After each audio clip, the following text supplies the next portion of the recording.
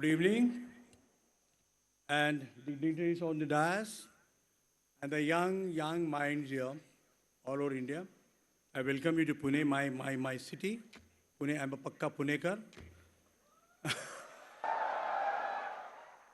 And I welcome you to the city, the historical place, and those who are outside Pune must have seen the whole thing here. It's full of educational institutions, international students here, international things happen. Well, my International Film Festival is happening here simultaneously, and I'm here. Rahul Karad is a very interesting person and a friend. His father has been my classmate in college days, so they just caught me today here and said, yes, you must talk to the young crowd. So I've come, amidst all this activity, I've come to you to meet you. I welcome you, Sir Pune. Thank you very much. Thank you, Rahul. And thank you, Anna, for bringing me here. Well, I come here and I must tell the outsiders, what's the importance of Mr. Karad. To me, Karad is a phenomenon. He's a very different person. I must tell you a short story about this man. He comes from a small village near Latur, Marathwada district. 2 years ago, I witnessed a wonderful scene there. Historically, what happened was during the 1940 Razakar movement, the Razakars of the Muslim terrorist extremists had demolished and destroyed one temple there. It was lying just like that. It was a historical, very important Himadpanthi mandir. And in the anger, the Hindus, in an outrage, they demolished a mosque, which was a dargah. And it was lying for many years. Somehow Anna felt that this was not a very good sign of unity. I'll tell you, 2 years ago, Mr. Vishwanath Karad brought two communities together, Hindus and Muslims. And something unique happened, which all these people, you people must know when we're talking about democracy. Vishwanath ji brought the two communities together, and it happened a miracle. The Hindus rebuilt a mosque, and the Muslims rebuilt the temple there in Rameshwar. And this is the strength, of our country. I mean, this is what I feel. Because I think it's a wonderful country. I come from cinema, I come from culture. I always feel politics and everything is fine, but unless a fabric of art, which is a face, I always feel Satyendra has been the ambassador to the other countries. There may be many political leaders. Unless you know the heart, in your heart, what Indian classical things, Indian classical music, dance, Indian classical things like that, you go morally into the whole thing, you don't understand this country. And you have to understand this country before you understand democracy, I feel so.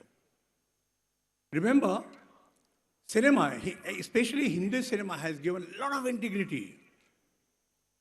I'll give an example. A very famous bhajan in a very popular film, Baiju Bawra. When a unique example, there is one bhajan called Manatarapata Hari Darshan Ko Aaj, a Krishna bhajan. Written by Shakil Badayuni, a Muslim. Composed by Naushad, a Muslim. And sung by Muhammad Rafi, who is a Muslim. The most popular bhajan of Krishna has been composed, sung, and written by Muslims. So this is what the democracy, and the strength of democracy in India. That's why when I feel money, democracy, I feel we have to go much deeper into it. It's not that the movement outside parliament happens and we go away with the media. It's a big hype done. I have all respect for Anna Hazare. I have all respect for all Aam Aadmi people. And they have brought really something, I would call revolution. Revolution has to come, but awareness has definitely come. But I think as the young generation, and especially young voters of this country, you must analyze the situation. You must analyze, and just analyze it globally, what happens. And I fear, you see different persona coming up. People are coming with a very macro kind of a language, very theatrical language on media. calling the opposition names. And there are other people who talk of so many things, very subtle kind of abuse, subtle kind of attack on others on many points like religion, caste.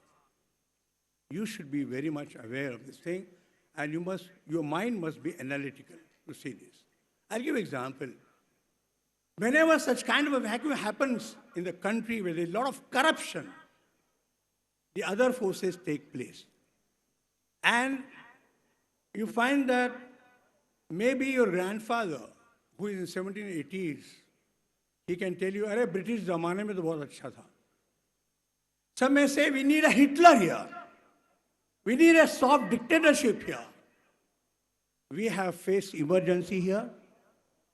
For 1.5 years, this country has undergone an emergency where there's censorship on everything. So be careful when you boost, when you use slogans, see that the humanity in this country is not crushed. And humanity is not in urban area. Humanity is in the villages. Humanity in poor women who are suffering. Humanity in poor farmers. That's the face of real India to me. To analyze this, it's not the money, power, and the corruption. Everybody's talking about money today. To me, along with money, what runs is the moral. It's a moral corruption.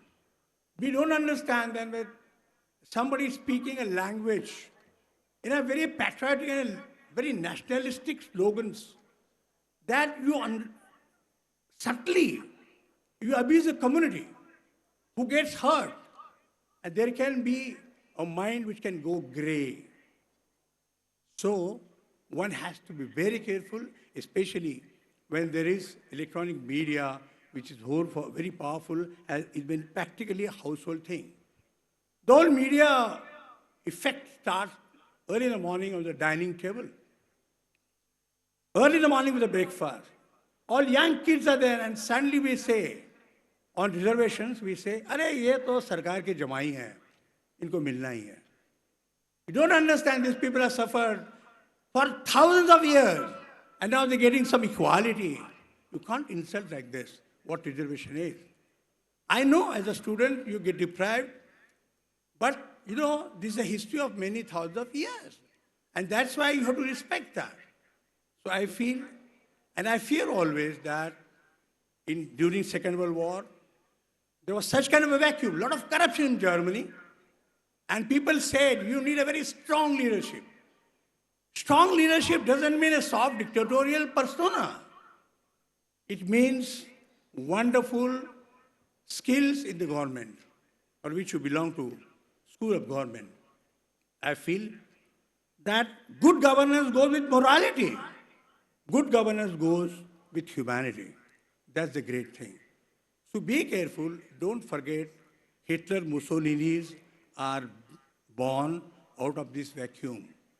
And we should be very careful today when media's role. I'm not much against the print media. Well, my friend is here at DNA. I feel that still today the print media is very much analytical. When you read an article, you see the both sides analyzed. But I'm afraid on the media, electronic media especially, is a shouting and a very erratic kind of a thing happening. I'm a man of theater. I understand theatricals and again theatricalics also. But anchors, the kind of role they're playing is more than theater. Everybody, who is there on the channel says, you're talking to the nation. It's a small English channel. A small English channel. How can you talk to the nation like that? Everybody comes, you're talking to the nation. Okay, it's wonderful to be nationalistic. But I think we should not forget that television electronic media runs something on TRP. They need advertisements. They need corporate money to run the media. And if the corporates want a political change, according to their will, and what's corporate? Corporate is a gain, it's a treat. It's money which is playing a role. Please try to understand Politicians are definitely the money, but to me, money corruption has a legal system. It may not be effective today, but tomorrow it will be. Whosoever the criminal is will be punished. But who will punish the moral invasions? The people who talk something about religion of others, people who talk about caste of others, who disrespect caste and religion, who will punish them?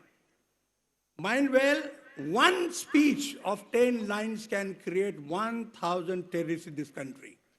Don't malign mind of the people of any community, or maybe any community leader.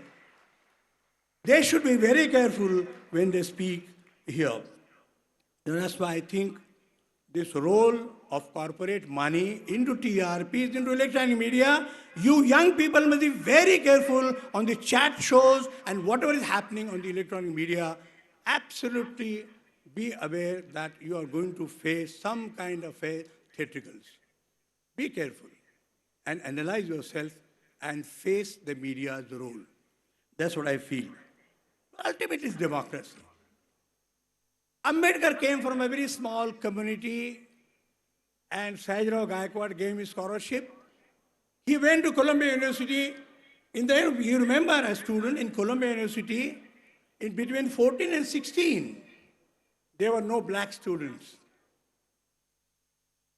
Note the point. In Columbia University, there were no black students in white America. There were no women in the university, Columbia University. It was Ambedkar. He entered there and he saw the black world. He saw the Dalit world here. And he is the man who wrote the Constitution. He understood the minds of people. With all this, when he presented the Constitution, his last speech he said, however good the Constitution can be, it depends on the people who use it, who practice it. He put all the onus on the politicians who are going to govern. He said, however a good constitution may be, if you have a bad governance, it can be a worst possible thing. And if a bad constitution is there, if a good governance people are there, they can turn a bad constitution into a good governance. So it all depends on the governance, the purity, transparency, and morality. And we have to choose people with morality who are definitely out of religions and caste system and everything, who care for humanity. That's why you have to look globally outside. Some of us were speaking that we need a dictator. We need a soft dictatorship. Don't forget, Pakistan has faced this. And now, after so much of turmoil in Pakistan, they're turning to a democracy. It's not a simple thing. They have suffered because of the dictatorial thing, because of army, because of Taliban. They have suffered, because of terrorism they have suffered. But we are a very quiet democracy. We should not give this country to any hand who have dictatorial talent. You give it to somebody who believes in the morals of democracy. That's what I feel. I'm very proud. I had a chance to make a film on Ambedkar. I think in the last gathering I told this story to you. When this film was shown in the British Parliament, there was a small panel discussion. And the Chief Justice of England, Lord Woolf, came, and he was presiding. And my friend there, Mr. Gautam Chakravarti, presented our constitution to Lord Woolf. Lord Woolf had gone through our constitution. In the last speech, which is on my record and video, he said, I have this Constitution of India written by Dr. Ambedkar in my hand. In England, we don't have a constitution because many people come here and we follow their country's constitution. To me, he said, to me, as far as human rights are concerned, as far as humanity is concerned, this constitution written by Dr. Ambedkar is the best constitution in the world, he said. Don't forget, Lord Woolf is the representative of Britishers who ruled over us for 200 years. Britishers ruled over 200 years on us, and the Chief Justice of Britain says, this is the best constitution written in this country. To me, constitution is the holy, holy thing to me. You may be Muslim, you may be Hindu, you may be Sikh, anybody. Keep your religion, even at this age, I'm telling you, in your house. In Marathi, we call it Devghar. Keep that into mosque, into temples and girjaghars and churches. But sir, when you are on the street in this free India, the holy book is the Indian Constitution written by Dr. Ambedkar. And follow that.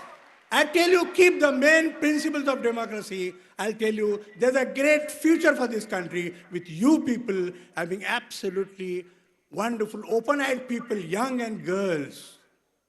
Be very open-minded. Face troubles. Be analytical. That's what I want to say. Well, politics is not my province. I'm just a man from art. So I said, this is the mind of an artist. I want my art in this country to be absolutely democratic. I must express my views into my films. I must express my views into my music. I must express my views into my painting. And that, to me, is a freedom, and that democracy is there, and that is a democracy. It's the highest kind of democracy, where anybody can express anything, and he is free to express. That kind of democracy you must bring with good morals. That's what I want to say. Thank you very much.